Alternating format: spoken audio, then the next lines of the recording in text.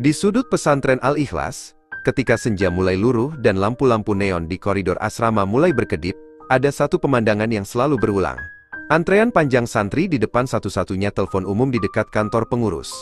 Mereka berdiri dengan gelisah, menggenggam koin atau kartu telepon. Sesekali tertawa kecil membayangkan suara ibu atau ayah di ujung sana. Namun, di antara riuhnya tawa dan obrolan tentang rindu rumah, seorang remaja laki-laki bernama Azmi selalu melangkah menjauh. Ia tidak pernah ikut mengantre. Baginya, dering telepon itu terasa seperti melodi dari dunia yang sangat jauh, dunia yang tidak lagi memiliki tempat untuknya berbicara. Azmi lebih memilih duduk di teras masjid, menatap langit yang perlahan menggelap, membiarkan kesunyian menjadi satu-satunya kawan setianya di pondok ini. Ustadz Irsyad, seorang pengajar senior yang dikenal karena keteduhan hatinya, telah lama mengamati gerak-gerik Azmi. Selama 2 tahun Azmi berada di pesantren, Ustadz Irsyad tidak pernah sekalipun melihat anak itu meminta izin untuk menelpon keluarganya. Saat hari libur atau ketika kunjungan wali santri tiba, Azmi akan menyibukkan diri di perpustakaan atau membantu di dapur umum, mencuci piring-piring besar dengan telaten. Teman-temannya sering mengejeknya si anak besi karena ketangguhan dan kemandiriannya yang dianggap tidak wajar. Ustadz Irsyad merasa ada sesuatu yang tersumbat di dada anak itu, sebuah rahasia yang disimpan rapat-rapat di balik seragam santrinya yang selalu rapi, namun mulai memudar warnanya. Rasa penasaran itu tumbuh menjadi kekhawatiran yang mendalam bagi sang guru. Suatu malam, setelah hujan deras mengguyur pesantren, Ustadz Irsyad berjalan melewati deretan lemari kayu di asrama putra, untuk memastikan semua santri sudah beristirahat. Saat itulah, ia melihat selembar kertas lusuh tersangkut di celah pintu lemari nomor 42, lemari milik Azmi. Kertas itu tampak tua, pinggirannya bergerigi karena sering dilipat dan dibuka kembali. Ustadz Irsyad ragu sejenak, namun dorongan untuk memahami penderitaan muridnya lebih kuat daripada rasa sungkannya. Ia mengambil kertas itu, merasakan teksturnya yang kasar dan lembab.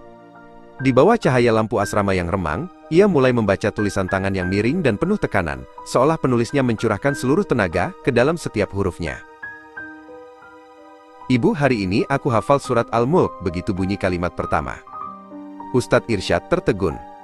Ia terus membaca baris demi baris. Ternyata, kertas itu bukanlah surat yang diterima Azmi, melainkan sebuah catatan kronologis tentang pencapaiannya di pesantren. Azmi menuliskan setiap hafalan ayat, setiap nilai ujian, hingga detail kecil seperti saat ia berhasil menjahit kancing bajunya sendiri yang lepas. Namun, yang membuat hati Ustadz Irsyad bergetar adalah paragraf terakhir. "Ibu, mereka bilang menelpon itu mahal, tapi sebenarnya yang mahal adalah keberanian untuk mendengar suara yang tidak akan pernah menjawab lagi. Aku menyimpan uang jajan ini bukan untuk menelpon, tapi untuk menabung tiket pulang saat wisuda tahfiz nanti, agar aku bisa membacakan mahkota cahaya ini di depan pusaramu." Keesokan harinya, suasana pesantren terasa lebih sibuk, karena persiapan menyambut bulan suci. Azmi sedang menyapu dedaunan kering di halaman belakang masjid ketika Ustadz Irsyad menghampirinya. Langkah kaki sang guru terdengar berat di atas kerikil, namun Azmi tetap tenang dalam pekerjaannya.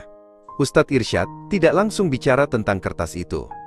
Ia hanya berdiri di samping Azmi, memandang pohon mangga yang sedang berbunga. Ia menyadari betapa berat beban yang dipikul remaja ini sendirian. Di mata masyarakat, santri yang tidak menelpon rumah mungkin dianggap tidak rindu, namun bagi Azmi, diam adalah caranya merawat rindu yang sudah tidak memiliki alamat di dunia nyata. "Azmi," panggil Ustadz Irsyad lembut. Anak itu berhenti menyapu dan menoleh, memberikan senyum tipis yang sopan. Ustadz Irsyad memperhatikan telapak tangan Azmi yang kasar karena kerja keras. "Kenapa kamu tidak pernah meminta bantuan untuk pulang saat lebaran kemarin?" tanya Ustadz Irsyad. Azmi tertunduk, jarinya memainkan ujung sapu. Ia menjawab dengan suara rendah, "Saya tidak ingin merepotkan pesantren, Ustadz. Ibu selalu bilang, kalau tangan kita belum bisa memberi, setidaknya jangan sampai tangan kita memberatkan orang lain. Saya bisa menunggu sampai saya benar-benar layak membawa hadiah untuknya." Jawaban itu sederhana, namun memukul ulu hati sang guru dengan keras. Ustadz Irsyad kemudian mengeluarkan kertas lusuh itu dari saku jubahnya. Mata Azmi melebar, ada kilatan kepanikan sejenak sebelum ia kembali menunduk dalam-dalam.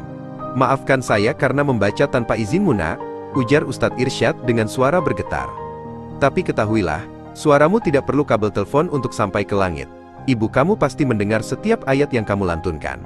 Namun, kamu juga perlu bicara dengan kami yang masih ada di sini." Azmi terdiam, bahunya mulai berguncang pelan. Selama 2 tahun, ia telah membangun tembok ketabahan yang sangat tinggi, namun hari ini, satu kalimat dari gurunya berhasil meruntuhkan satu demi satu batu batanya. Tangis Azmi pecah di bawah naungan pohon mangga itu. Bukan tangis yang keras, melainkan isakan yang dalam dan penuh kelegaan.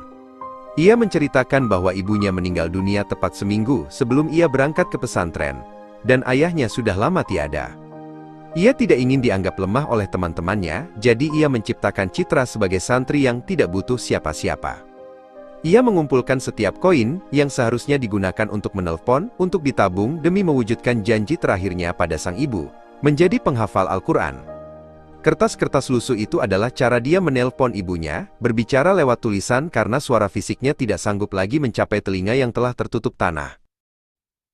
Beberapa bulan kemudian, saat hari wisuda tahfiz tiba, pesantren Al-Ikhlas mengadakan acara besar-besaran. Semua orang tua santri hadir dengan wajah berseri-seri. Azmi berdiri di atas panggung dengan jubah putihnya, memegang mikrofon. Namun, kali ini, ia tidak merasa sendiri.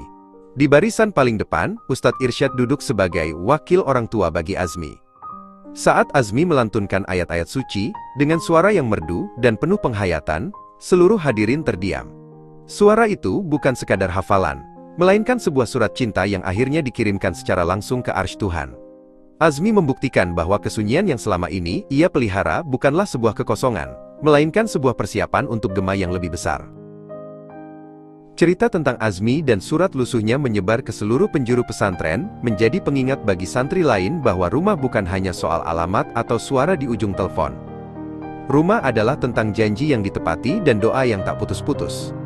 Azmi kini tidak lagi menjauh saat teman-temannya mengantre di telepon umum. Ia tetap tidak menelpon, namun ia sering berdiri di sana, memberikan koin-koin tabungannya kepada santri junior yang menangis karena rindu rumah. Karena bagi Azmi, ia sudah menemukan cara paling mahal untuk berkomunikasi.